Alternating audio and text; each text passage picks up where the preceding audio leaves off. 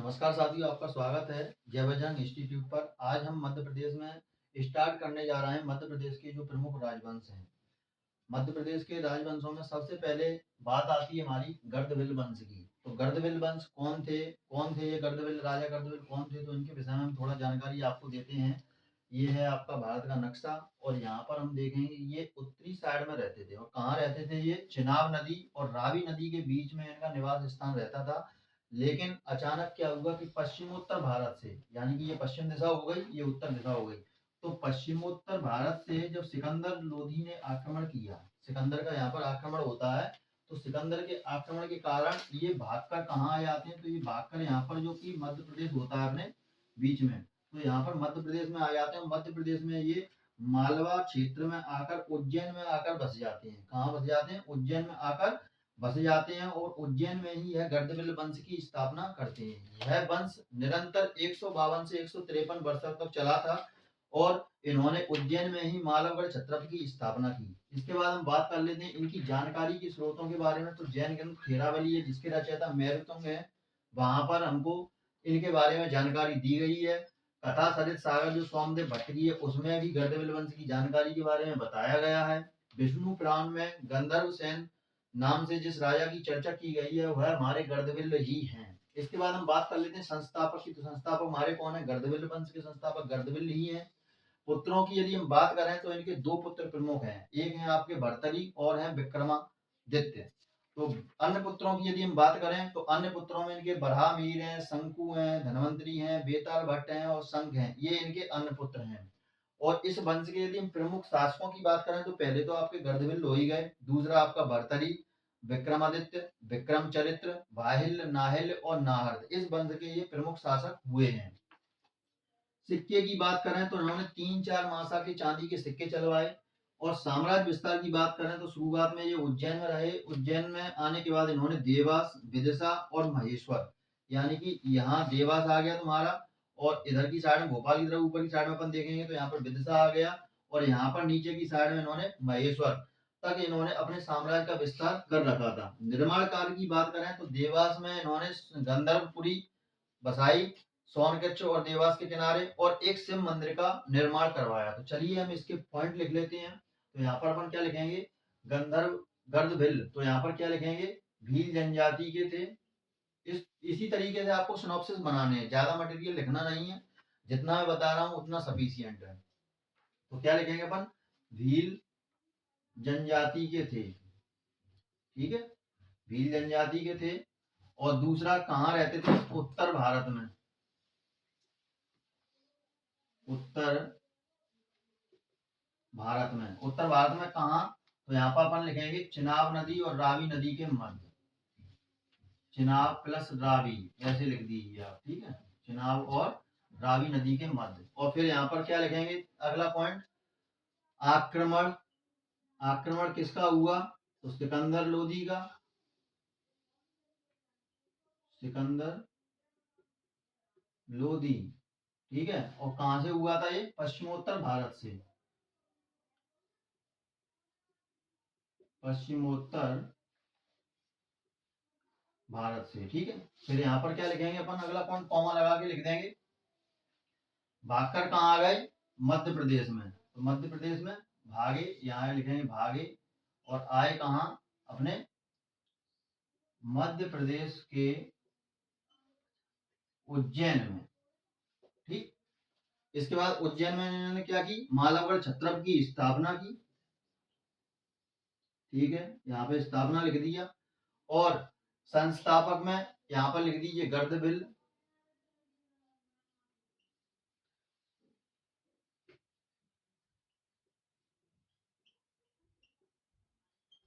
इसके बाद थेरावली जैन ग्रंथ में जानकारी मिलती है, कथा सरित सागर मिलती है। विष्णु पुराण में इनको क्या कहा गया है? विष्णु पुराण में इनको गंधर्व सेन कहा गया है।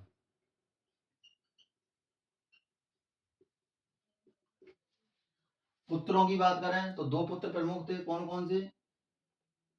भर्तहरि और विक्रमादित्य। अन्य पुत्रों में अगर बात करें तो अन्य पुत्रों में कौन कौन थे इनके? शंकु, बराहमिहिर, इसके बाद तुम्हारे बेताल भट्ट, और फिर तुम्हारे लिखेंगे यहाँ पर धनवंतरी। ठीक, बेताल भट्ट, भर्तरी, विक्रमादित्य, शंकु, बराहमिहिर, बेताल भट्ट, धनवंतरी और शंख, इनके ये पुत्र थे। इसके बाद इस वंश के प्रमुख राजाओं की बात कर लेते हैं, कौन कौन से प्रमुख राजा हुए। तो पहले तो आपके गर्दभिल्ल हैं, तो उनको लिख दिया अपन ने गर्दभिल्ल। दूसरा नंबर पर अपन बात करें तो कौन होगा, भर्तरी, जो कि इनके पुत्र हैं। फिर विक्रमादित्य,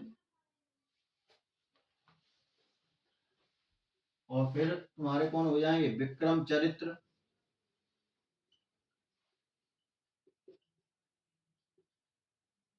और फिर हो जाएंगे तुम्हारे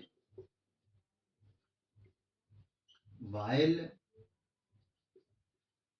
और फिर हो जाएंगे नाहिल,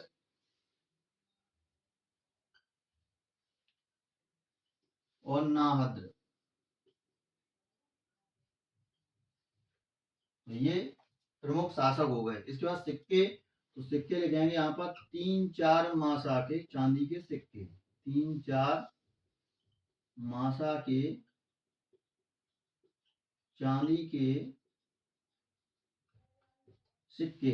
इसके बाद साम्राज्य विस्तार लिखाइए। निर्माण कार्य लिखेंगे तो हम गंधर्वपुरी, क्या बसाई इन्होंने, गंधर्वपुरी, और ये कहाँ बसाई, देवास व सोनकच्छ के समीप, देवास व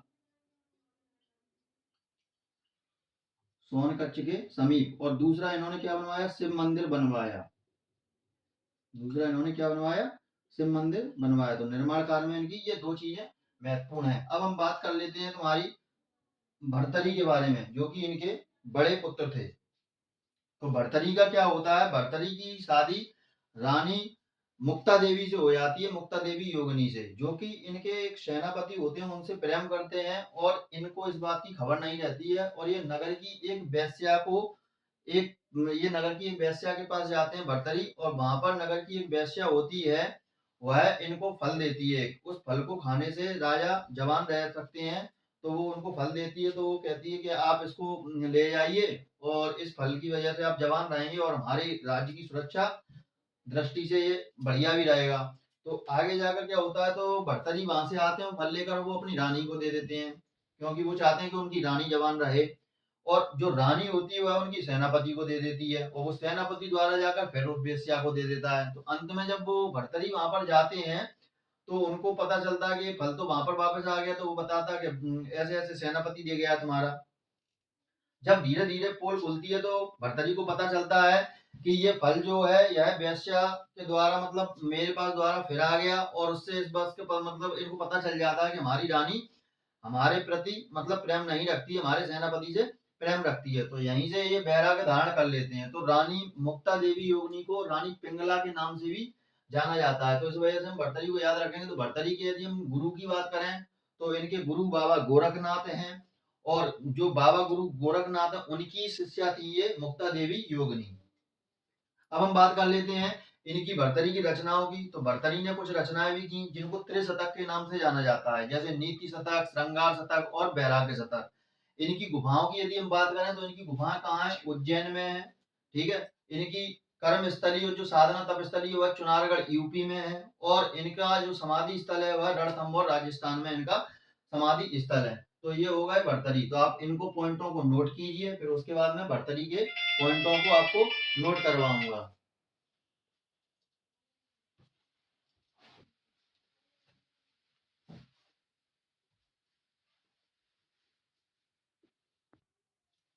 तो यहाँ पर आप डाल लीजिए भर्तरी।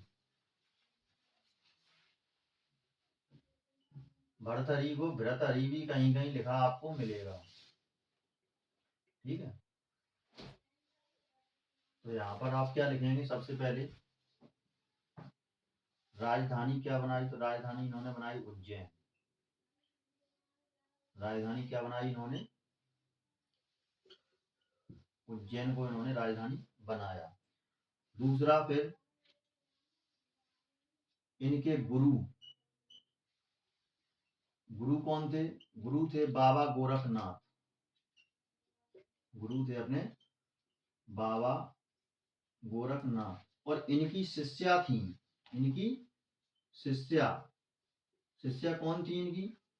मुक्ता देवी योगिनी, मुक्ता देवी। ठीक है, कोष्टक में लिख दो रानी पिंगला। और रानी पिंगला ये कब बनेगी?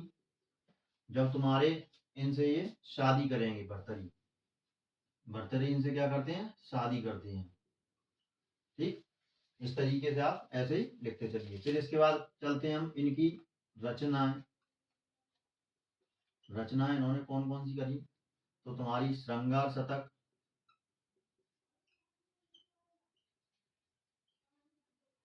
नीति शतक और वैराग्य शतक।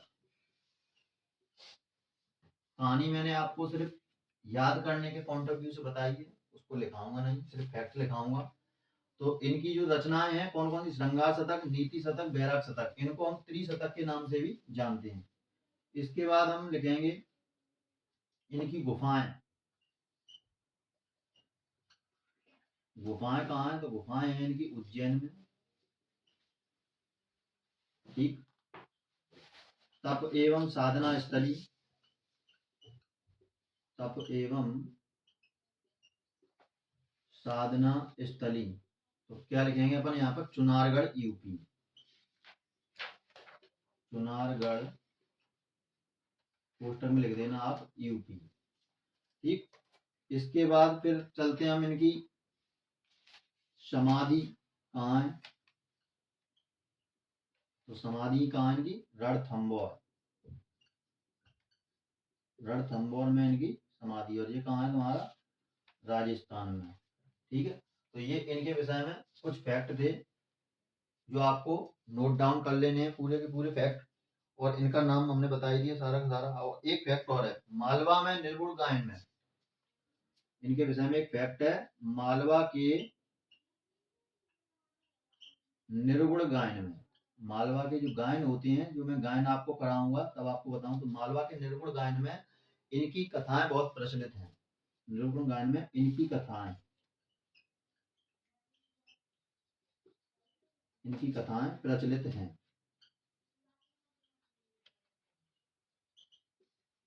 इनकी कथाएं क्या है? प्रचलित हैं। तो आप इनको नोट डाउन कीजिए सारे के सारे पॉइंटों को। और इन्होंने नाथ संप्रदाय को संरक्षण दिया। क्या दिया इन्होंने? नाथ संप्रदाय को संरक्षण दिया।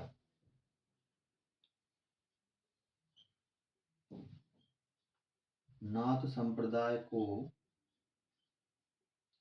संरक्षण दिया। जो इनके गुरु थे गोरखनाथ, वह नाथ संप्रदाय के इनके गुरु थे जिन्होंने इनको संरक्षण दिया।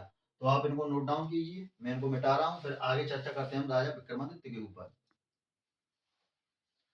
अब डाल लीजिए आप कालिदास और वो सॉरी विक्रमादित्य। अब विक्रमादित्य कौन थे? जो भर्तरी से छोटे थे। तो इनके विषय में थोड़ा हम जानकारी ले लेते हैं। कौन थे विक्रमादित्य? तो इनका जो शासनकाल चला था वह लगभग 60 वर्षों तक चला था। कितने वर्षों तक चला था? लगभग 60 वर्षों तक इनका शासनकाल चला था।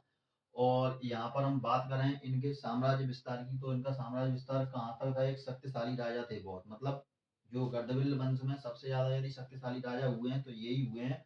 और इनकी वीरता से प्रभावित होकर भारत में कुल 14 विक्रमादित्य शासक हुए, मतलब इनके नाम से ही और अन्य शासकों ने विक्रमादित्य की उपाधि धारण की। तो इनका शासनकाल कहाँ से कहाँ तक था? पूरब में इंडोनेशिया से लेकर पश्चिम में अरब प्रायद्वीप तक, और उत्तर में यूरेशिया प्रायद्वीप से लेकर दक्षिण में श्रीलंका तक इनका साम्राज्य विस्तार था। पूरे में मतलब इनका साम्राज्य विस्तार था। और इन्होंने क्या किया था? इन्होंने मध्य प्रदेश में तुम्हारा मालागढ़ छत्रप तक, मतलब इनकी जो व्यवस्था थी, इन्हें पूरे में अपना साम्राज्य फैला रखा था। मतलब मालवा क्षेत्र में यहाँ तक अगर हम बात करें तो इन्होंने पूरा साम्राज्य विस्तार अपना कर रखा था मालवा क्षेत्र में। राजधानी इनकी उज्जैन थी।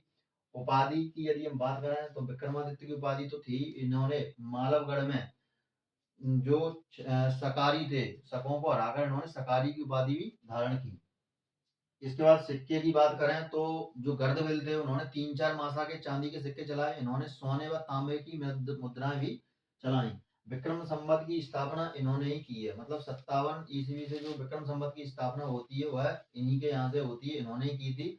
और विक्रम संवत को हम मालव संवत या कृत संवत के नाम से भी हम जानते हैं।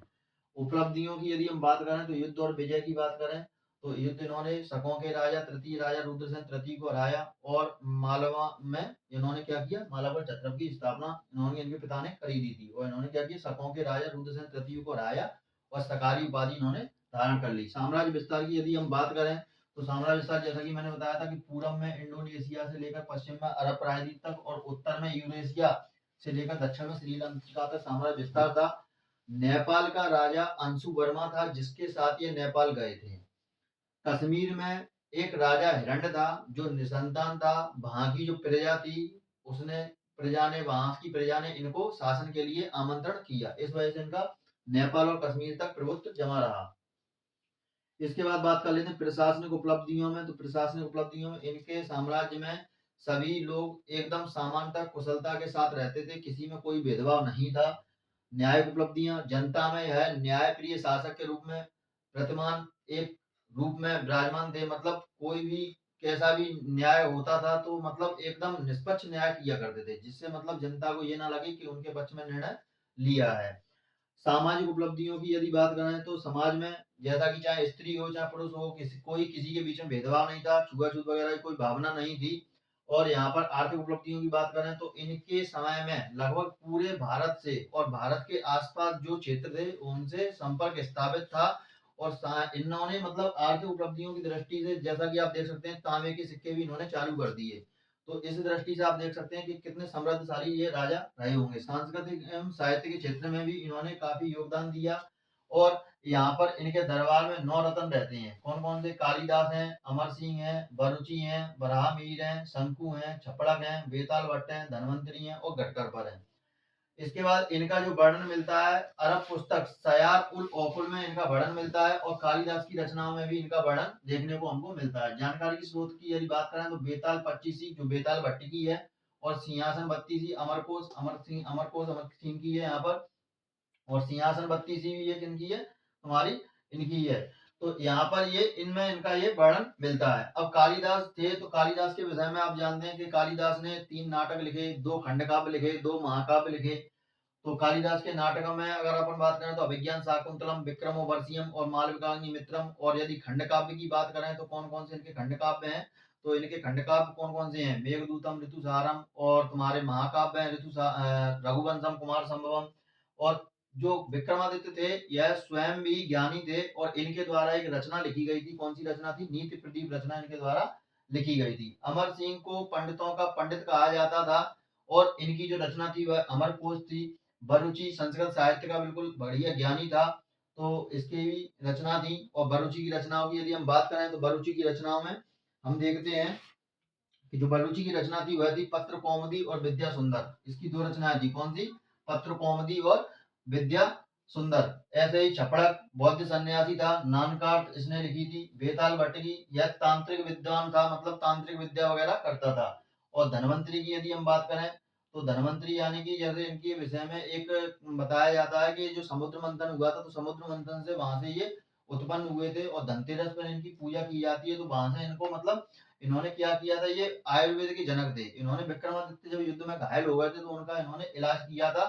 इसी वजह से इनको क्या है विशेष तौर पर यहाँ पर रखा गया था। घटकर पर इसने घटकर पर काव्य लिखा। ठीक है, तो ये सारी की सारी चीजें हैं इसकी किसकी? ये तुम्हारी विक्रमादित्य के बारे में जानकारी है। तो बस विक्रमादित्य के बारे में तुम्हें यही मेन फैक्ट लिखने हैं। चलो मैं फैक्ट आपको लिखा देता हूँ, कहानी के माध्यम से मैंने आपको समझा दिया है। तो यहाँ पर आप लिखेंगे शासनकाल 60 वर्ष।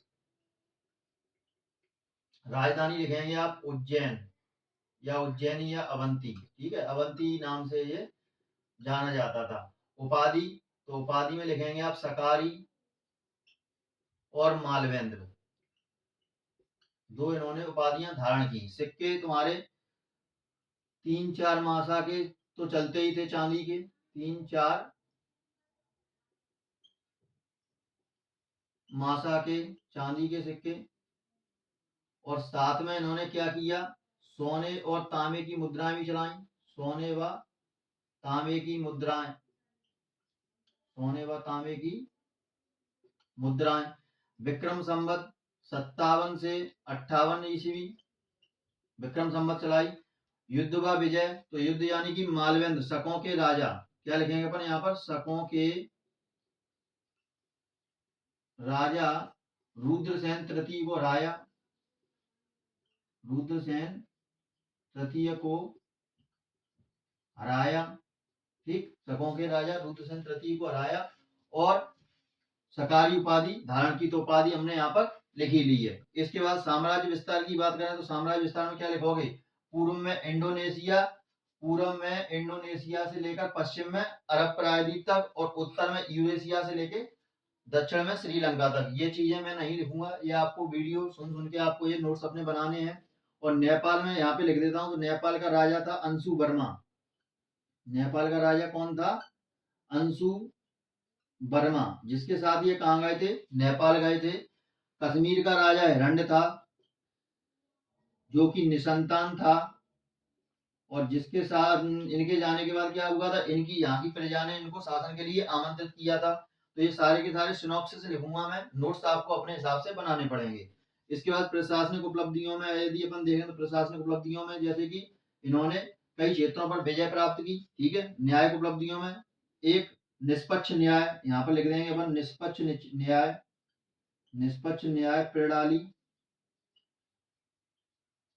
ठीक, इसके बाद सामाजिक उपलब्धियों में, जैसे सामाजिक उपलब्धियों तुम्हारे मंदिर वगैरह हैं, सामाजिक कई इन्होंने अच्छे कार्य किए हैं। जैसे कि सामाजिक उपलब्धियों तुम्हारे को बता देता हूँ थोड़ा, सभी बड़ जाति धर्म के लोग, तो यहाँ पर क्या लिख देंगे, भेदभाव नहीं था, भेदभाव नहीं था, मतलब सभी धर्म जाति के लोग आराम से रह रहे थे। आर्थिक उपलब्धियों में यहाँ पर क्या लिखेंगे, समस्त भारत से, क्या लिखेंगे यहाँ पर, समस्त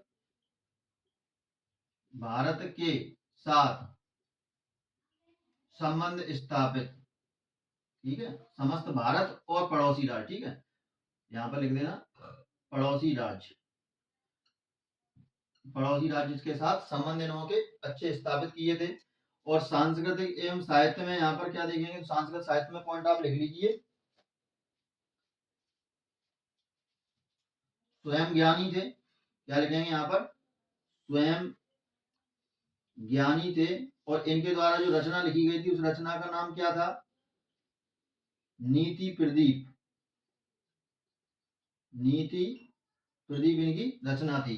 ठीक है, अब इसके बाद यहाँ पर तुम्हारा कालिदास है, तो कालिदास की रचना जो आपको लिखनी है वो मैं आपको बता दूंगा। ठीक है, ये सभी के में क्या है, अगले वीडियो में पूरा आपको डिटेल बताऊंगा। तो यहाँ पर खाली आप इनके नाम लिखिए और ये लिखिए। यदि आपको वीडियो पसंद आता है, मेरे समझाने का तरीका आपको अच्छा लगता है, तो कमेंट सेक्शन में जरूर बताएं। और यदि आपको प्रॉपर हैंड राइटिंग वाले नोट्स चाहिए तो वो भी आपके लिए निःशुल्क हैं, तो आप इस नंबर पर व्हाट्सएप कर सकते हैं 75 66 37 63 82। और कमेंट सेक्शन में ये लिखकर आप जरूर बताएं कि आप किस कंपटीशन की तैयारी कर रहे हैं।